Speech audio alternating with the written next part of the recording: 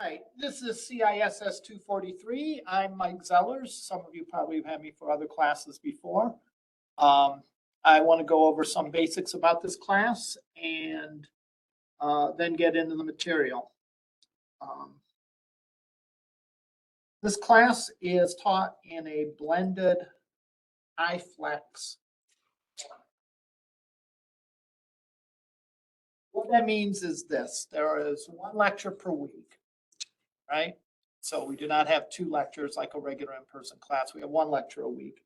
And there is supplemental material posted on Canvas, supplementary web material, web resources posted to Canvas for you to review sort of on your own time outside of the classroom. Now, the high flex part comes into how you are able to view the lectures, because you have three options, and it's entirely up to you, and you don't have to make like a decision and I'm going to view it this way or that way or whatever. You can do it on a course by or class by class, day by day basis. And the ways that you can watch the lectures, number one is what some of you here are doing now, and that is to show up in person. The lecture is, what time is it? The lecture is 1 p.m. on Tuesday. So you can show up in B103, 1 p.m. on Tuesdays. The other thing, for example, if next Tuesday we have another cold snap and you decide you don't, your car won't start, or you decide you don't want to go out in the cold, you can view the lectures synchronously on WebEx. So you can view them live, if you will, broadcast live.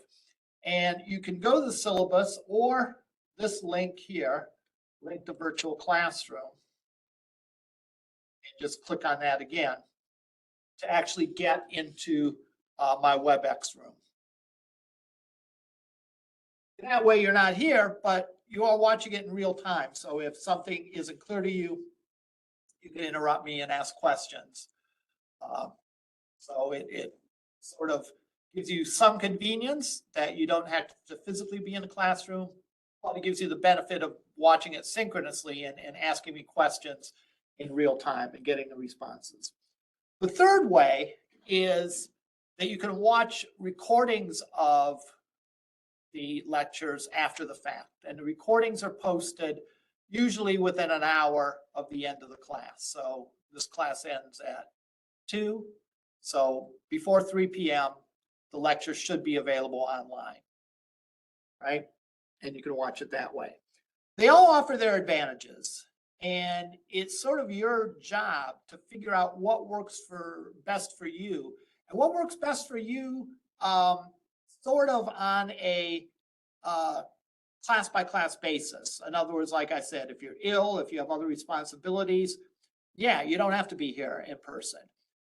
If you feel that you learn better in person, then yes, by all means, make the point to come in on classes that are there. But it's up to you to decide and to sort of schedule that out for you in a way that makes sense for you and your individual learning style and so on. They all offer their advantages. One isn't better than the other, but when you take into account your life circumstances, outside of the classroom, they all have their place, okay?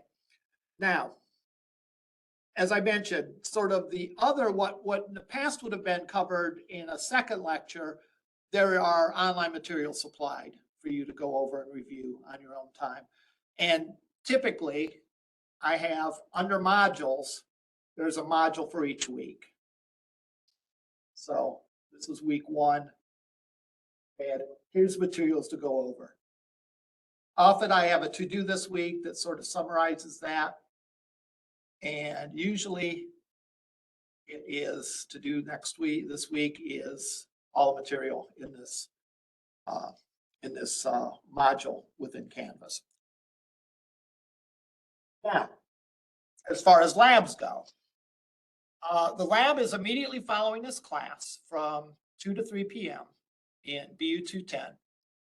And you sort of have the same options for that, except for the recording part. All right.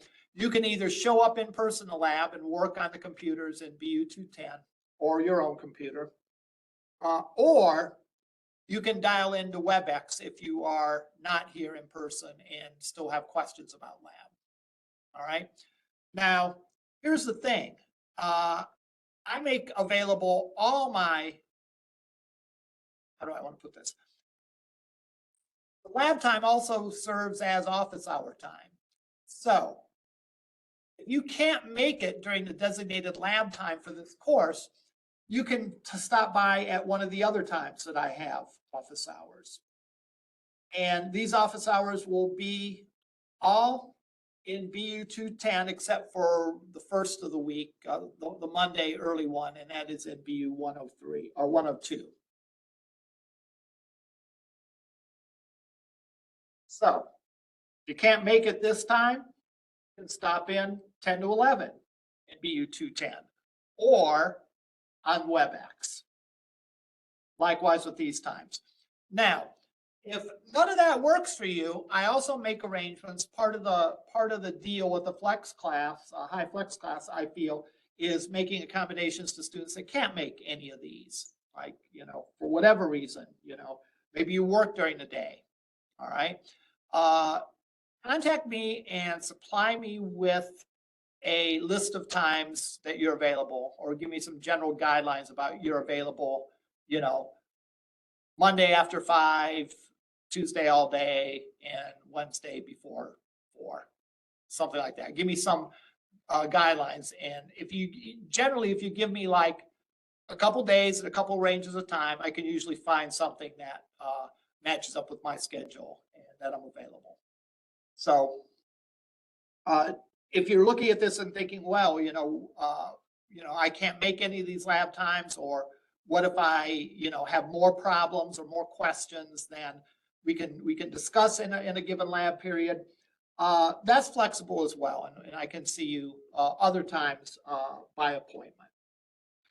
Also be reasonable with that. Usually ask me at least a day in advance if you want to have an online appointment. Because I can't always guarantee that if you were to email me, say, this morning, all right, to say, can I meet with you noon to 1 today on WebEx? I can't guarantee that I'll see that in time. But if you say, can I see you tomorrow during this time or the following day or whatever, usually I could accommodate that. The rest of the syllabus, I will ask you to review on your own time. I will cover this section of it, getting assistance. And, there'll be likely times when you're having problems with one of the assignments or other. And you can get assistance by emailing me via Canvas. It's better to do it via Canvas because I only get student emails through Canvas. My regular email account, I get emails from all over the place. Some of them are relevant, some of them are not. And it's conceivable that something could get lost in the shuffle, more likely if it's sent to my regular email account. If it's sent to me via Canvas, however, I will see that and I will check that more frequently than I check my regular email. Now, if you follow these guidelines, you'll get a much better and quicker answer. And that is to zip up all your files and attach to your message.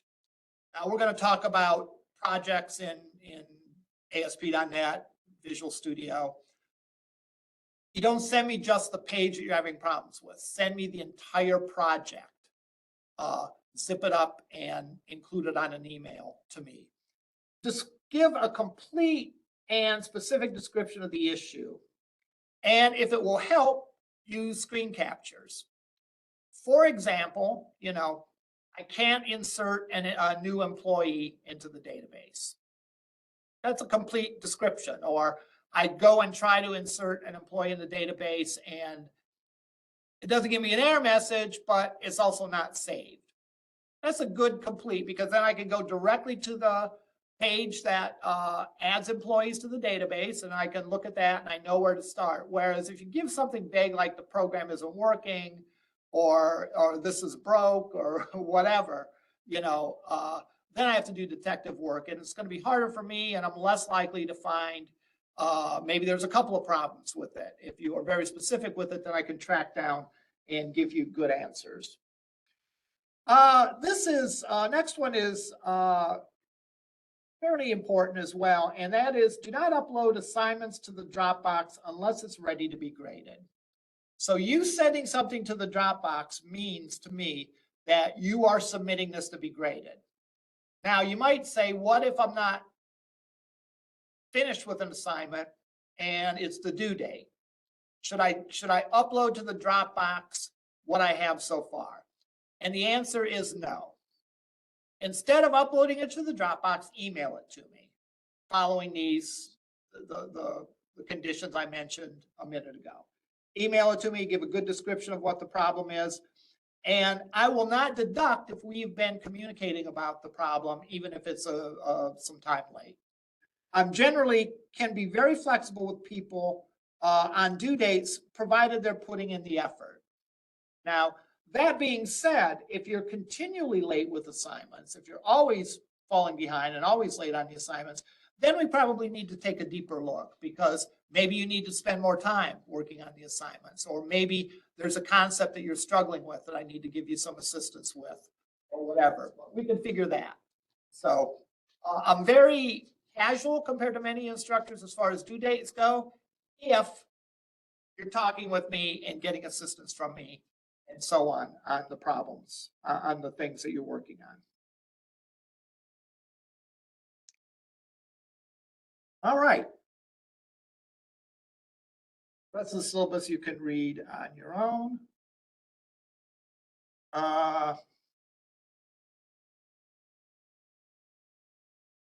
Under modules, a lot of this talks about stuff I've already talked about, but please take the time to read through it so you truly remember it. Here's a list of things for this week. Course information, there's a few items in this section that I want to highlight. This is my goal. Grade everything within a week of its due date. And in fact, I'll try to do even better than that. My aim is to grade things within a week of when they have been turned in. All right. So for example, if you were to complete lab 1 and upload it, you know, Thursday, my aim would be to have it graded prior to Thursday. Now again, this is my aim. Doesn't mean I always hit the target, right? Just as I am lenient and forgiving for people that are turning in late assignments, provided they're working on it and working hard, I hope you extend to me the same consideration, that I might not always achieve the same. But it is important. This is something that in the past has given me trouble, and I think it's something that's essential. I'm glad I sort of have addressed that issue in my own teaching and can provide more timely feedback. My aim is to review email and respond at least once a day, Monday through Friday. Now, I'm committing to Monday through Friday. There's a great chance I'll be looking at my email on the weekends as well. There's a good chance I will check my email more than once, Monday through Friday. But I commit to at least once a day, Monday through Friday.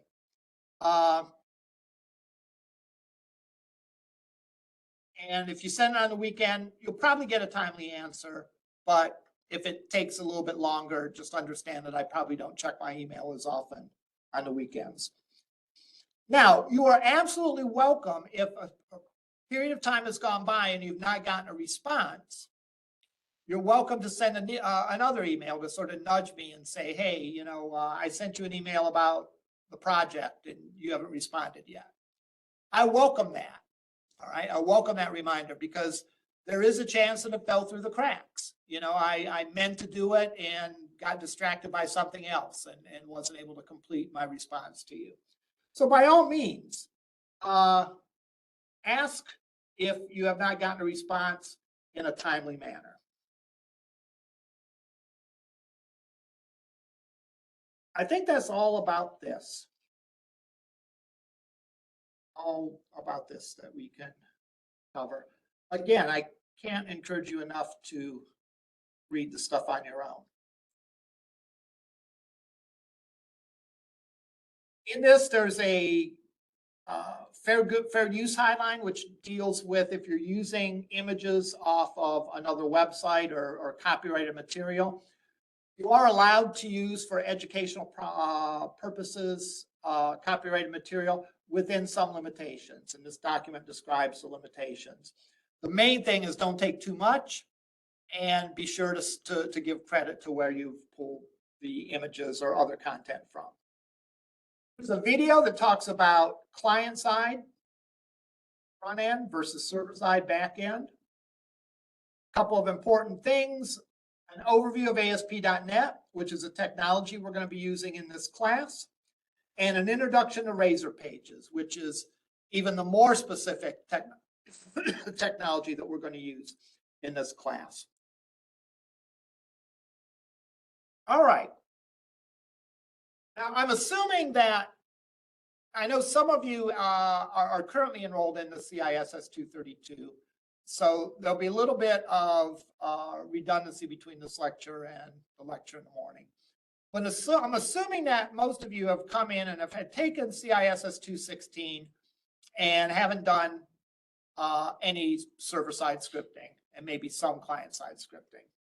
So that's sort of the assumption I'm working under. I'm assuming that you know HTML, CSS, and maybe some JavaScript. And assuming you know a little bit about databases too. All right. Now, if you just look at plain old HTML pages that only contain HTML and CSS, they're what are called static pages. Static means unchanging. So if you were to go and pull up your final project in CISS216, there's a great chance it's going to look almost the same today as it did when you turned it in. All right. Probably not going to be that much, if any, difference between that. All right. That's because HTML is not really a full-blown programming language.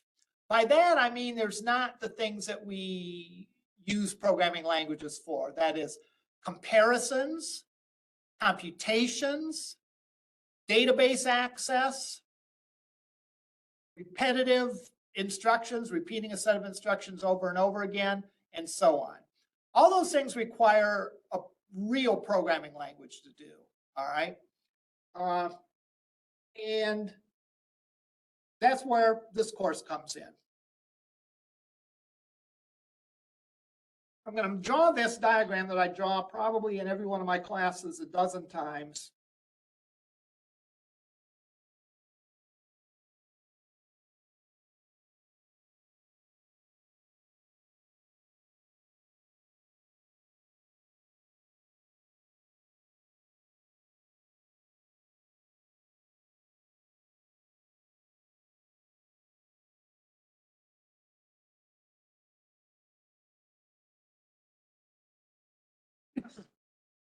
Where we have a client. Oh, it's too zoomed.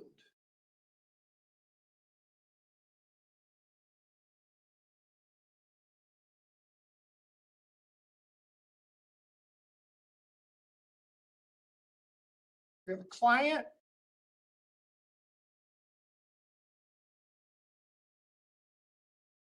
that accesses the internet.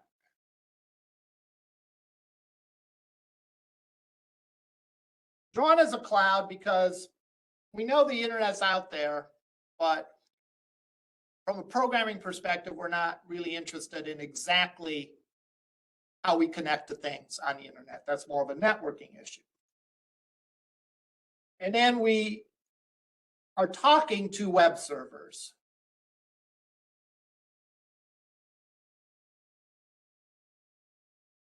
A client makes requests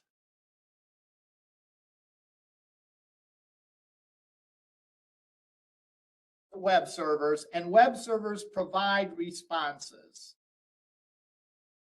Now, what is a client? A client is typically someone using a web browser, whether it be on a mobile device, on a desktop device, a gaming console. A lot of things can use the internet and can talk to web servers.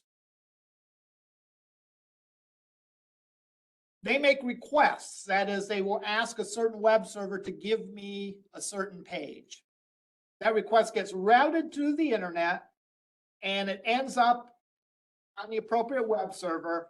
The web server responds with the web page that was requested.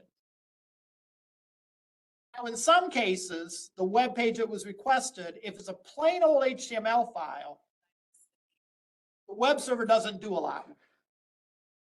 The web server simply finds it and sends it along down the line. Right?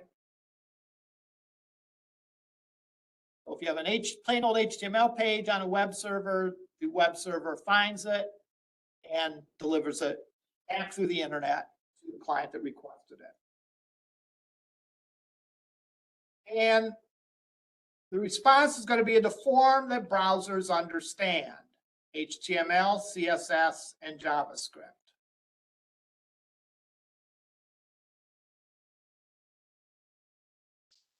Now, that's just the basic web page, basic HTML.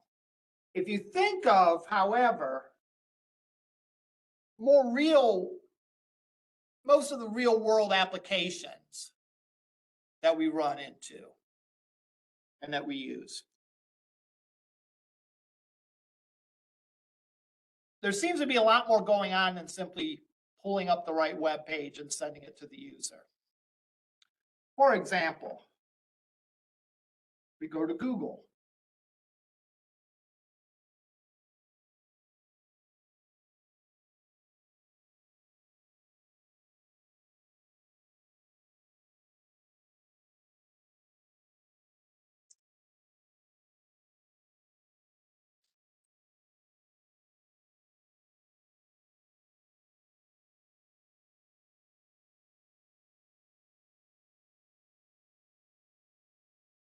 It's already on Google's page, and I typed in Google.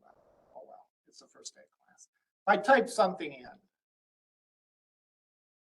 ASP.NET, and click return, we get a list of relevant search results about the topic that I typed in this case, ASP.NET. Specifically, ASP.NET Core. There's several different flavors of ASP.NET. We're going to be using ASP.NET Core. Now, if you think about it,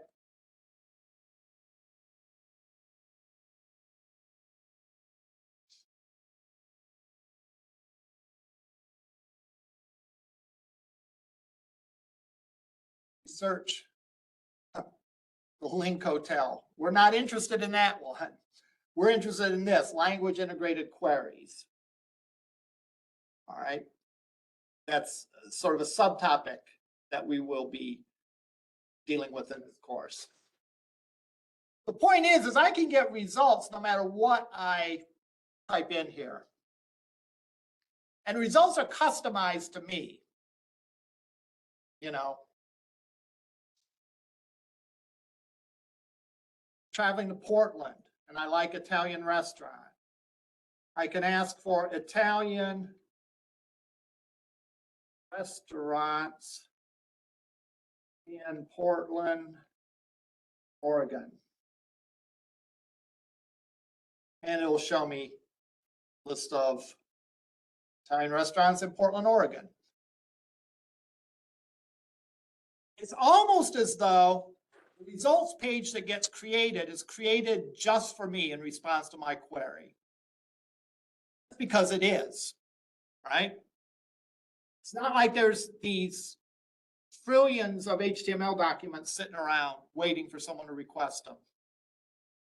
The response that the server gives you, that is the search results, is created for you, special for you. And how is that done? It's done through server-side scripting. Now, in general terms,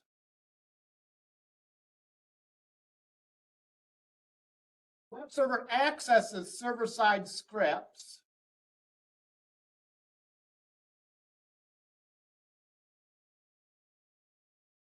and those scripts might access a database.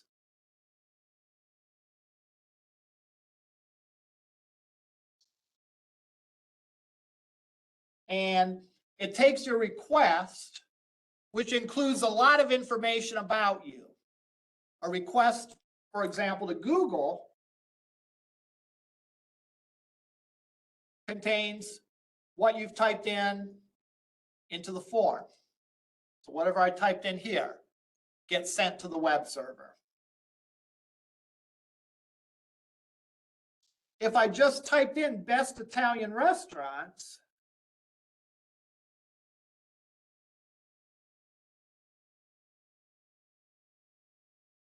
it's going to give me things in my area. And I'm going to allow it to use my location.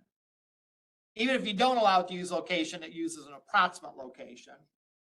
But it will show me the top Italian restaurants according to TripAdvisor in Elyria, or Yelp, or so on. So that's another piece of information about you. Your location. Your location comes in form of an IP address, and that can be used to give an approximate location of where you're at. In our case, since we gave permission, it knows exactly where we are, I think.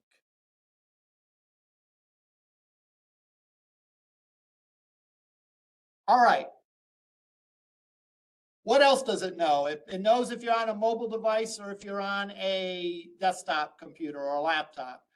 It knows, let's see, what else? Google it.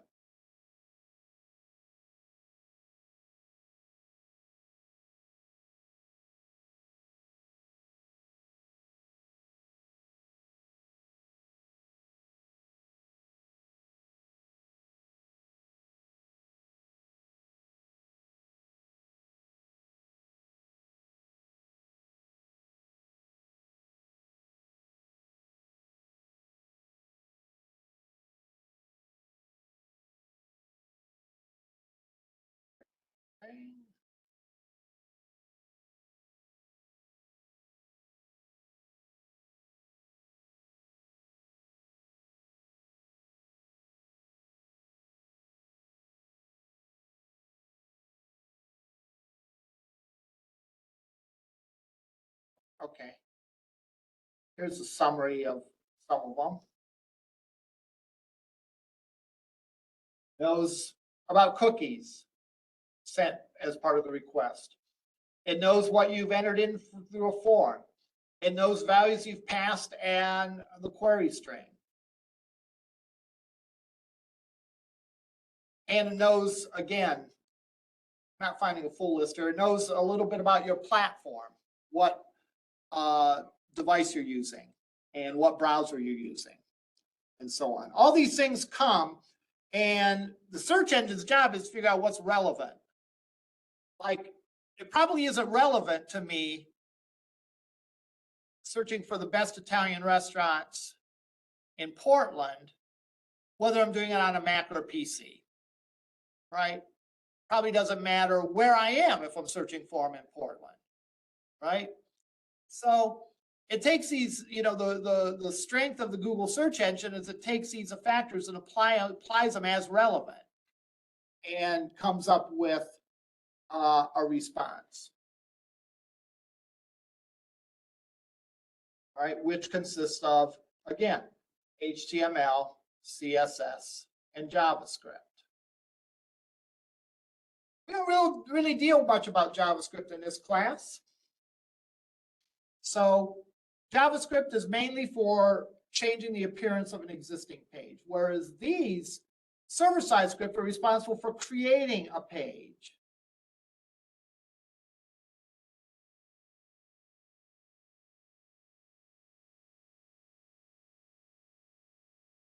And creating pages custom to your request.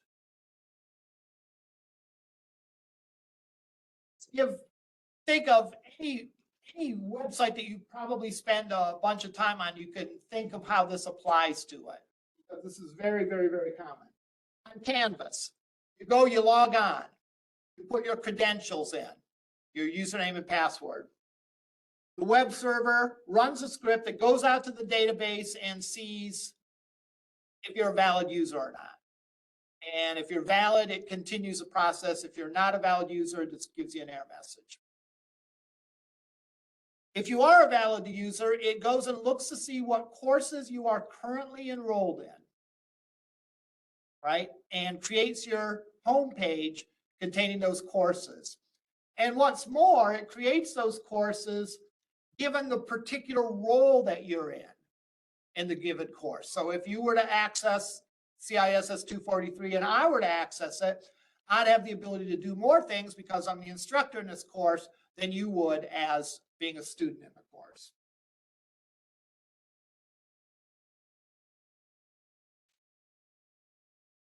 Those pages are created custom for the individual session, custom to the individual request.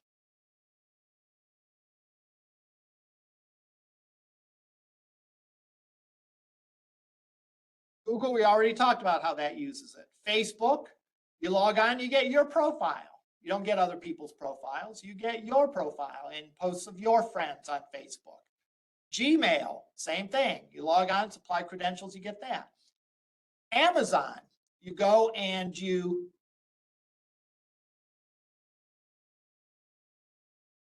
search for something.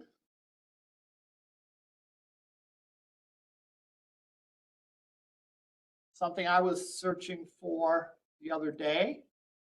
It thinks I'm a robot. I don't know whether to be complimented or insulted. Say I want to type in winter shoes.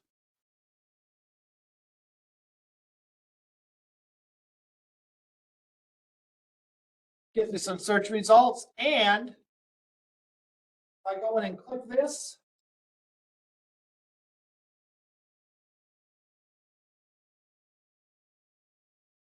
it says we go from page to page. How the pages all kind of look the same.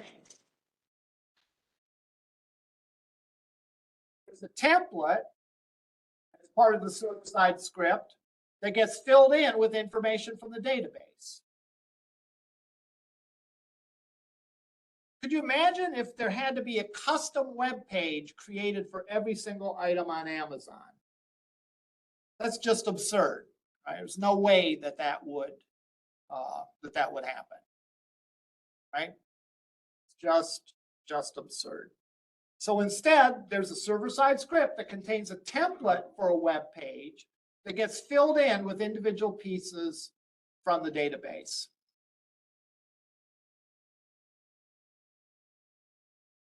So you don't write a trillion web pages. You write one page that can handle as many items as Amazon is selling at the moment.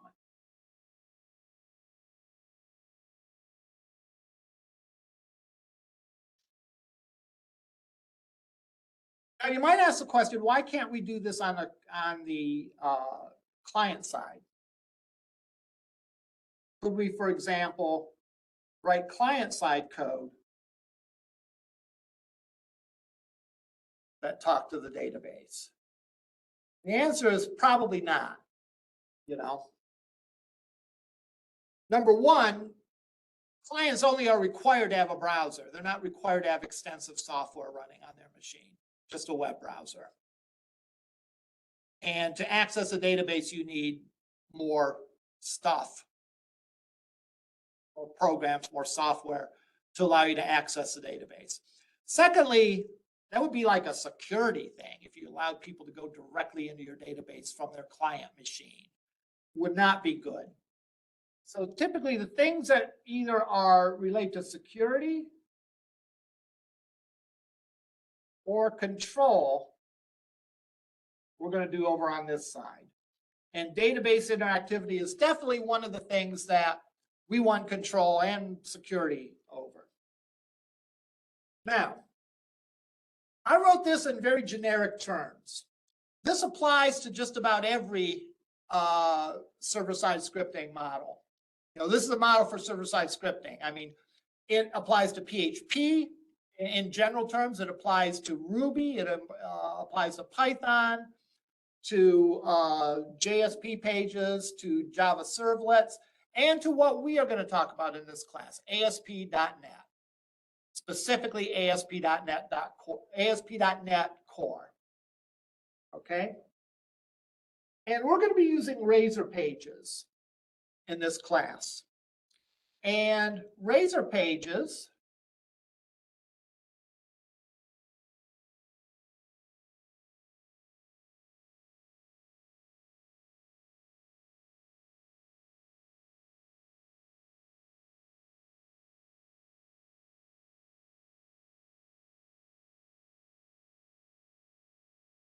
with Razor pages,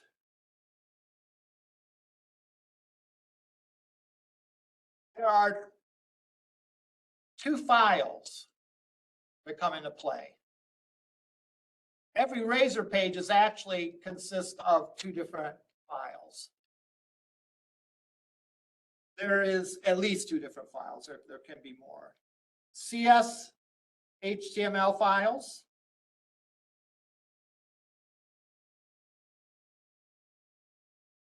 and CSS HTML.cs files. So if we were to create a website, our home page would be index.cshtml, and associated with index.html is index.cshtml.cs.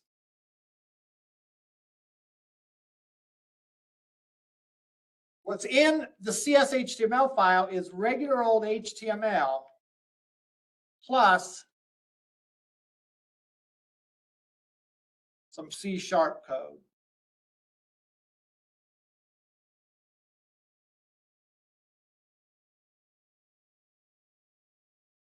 What's in the .cs file is entirely C# code.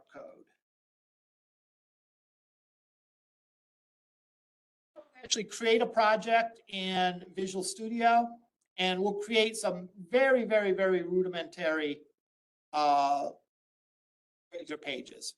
You're not required to do this for your first lab. You can do your first lab in just plain old HTML pages if you want. But if you want to try out Visual Studio and try out creating Razor pages, you can do that with Razor pages. So let me get into Visual Studio.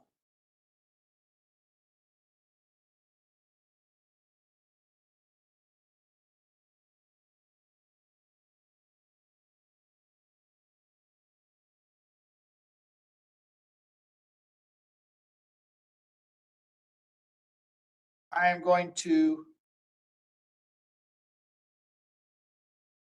sit and stare at the screen for a second.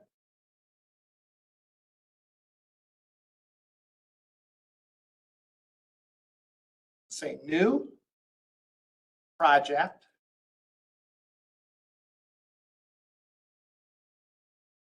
We have all these different kinds of projects, and it can be a little intimidating. And you can use all platforms to go and like narrow down to what kind of platform you want it on, or project types.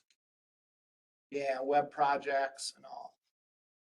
We want this one, ASP.NET Core Web App.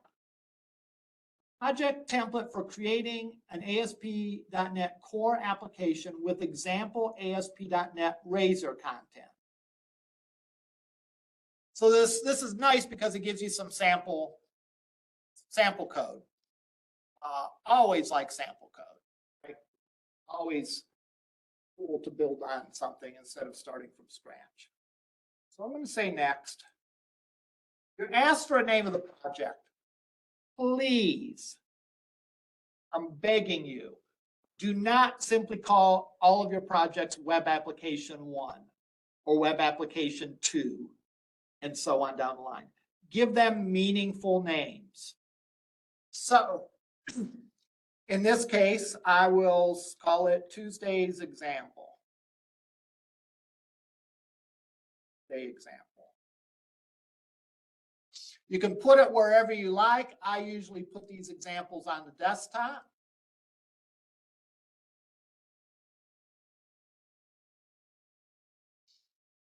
Place solution and the project in the same directory. I generally say yes to that.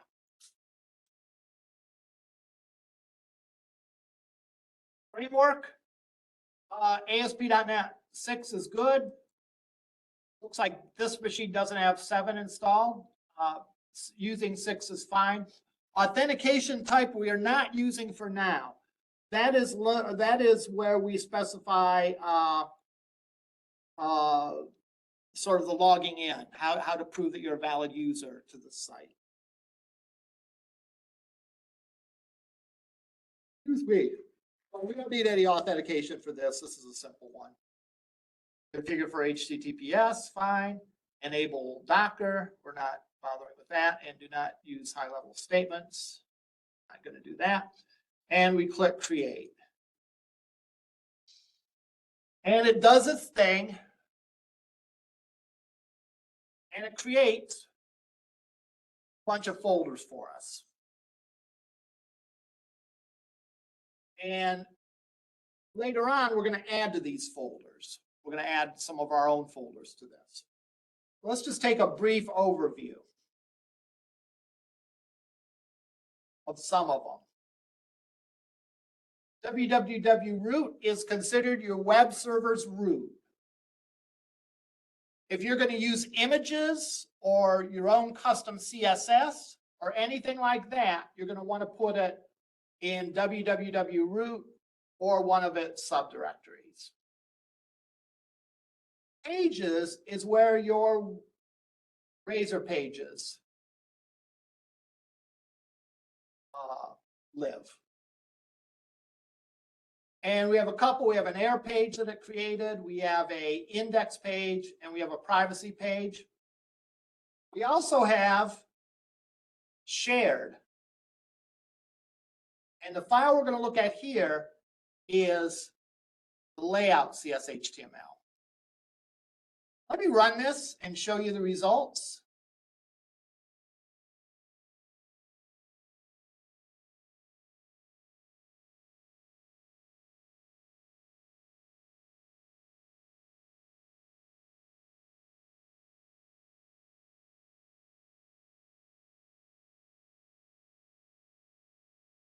Okay, here's the sample page it created for us. Name of our project. We have 2 pages, home and privacy. Also, if we type in something here that doesn't exist, we get the error page. Notice that the home and privacy page look the same. That is, there's a section of the home and privacy page that looks the same. Now, as programmers, we know one of our key rules is not to repeat ourselves. So how do we keep these pages looking consistent without having duplicate code? Well, you do that by using this layout CSS_HTML. This layout CSS_HTML has all the code that's common. It's going to be common to all my pages. So if I add something here,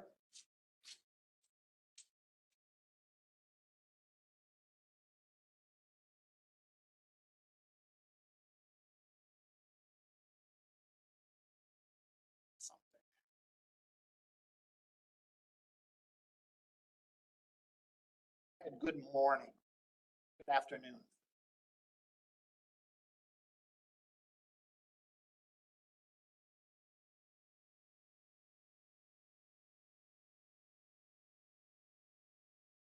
Good morning / afternoon. Later on, we could write server-side code to play the appropriate one, but we're not quite there yet. Now, when I run this, that's going to appear on every one of these pages. Good morning, afternoon, privacy, good morning, afternoon.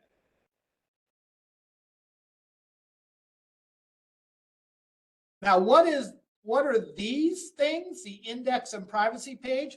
Those are partial pages. They're part of the page. So let's look at the home page. I double click on it, and it has, again, the stuff that's unique to the index page, the home page.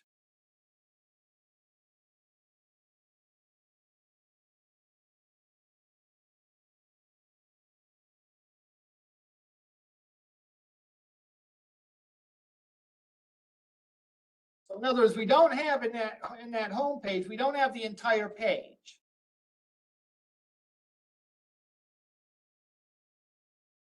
Don't have the entire page. We just have the stuff that is unique to the home page. So let me put an H1 on here. Hi, we are on the home page. Now, when we run it, we get the index. Hi, we are on the home page. We go to privacy. We don't get that because we did not put it in the layout file, which is a template for all the pages. So this layout file under shared is a template for all the pages. The individual pages are in their own CSS_HTML file and only contain the specific content of that page. If we look right here, the statement, render body, that is where we actually plug in the code for the specific page. So where it says render body, it's going to put it within that div with the class of container in the main tag. Don't believe me? View the source. And you can see that in that container, in the main tag, there is everything that was in the index.cshtml. Now you'll notice that we see these CSS_HTML files like this. Again, this is the user interface part of it. This is the HTML part of it. The code behind, sometimes I'll call it, or the code for it, exists in the .cs file, which will show immediately underneath it in this Solution Explorer. We don't really do anything, since this is a very simple Razor page. We don't really do anything in the page model. This file, CSS_HTML.cs, a better name for it than code behind, that's sort of an old-fashioned term, is the page model. And this is the Razor page itself. So for each Razor page, you see we have both of them. Even the layout, we have both of them.